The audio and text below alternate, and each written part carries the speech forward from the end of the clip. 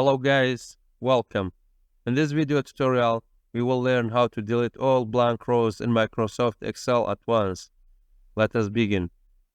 In first step, select the columns that you have, like this. Do not select the headers, select the columns.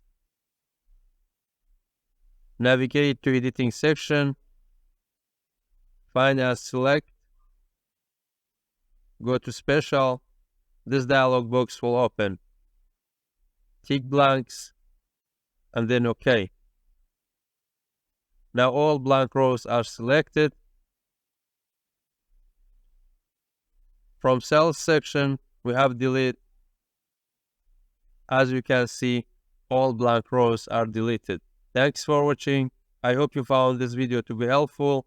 For more daily tips and tricks, subscribe us and don't forget to like the video.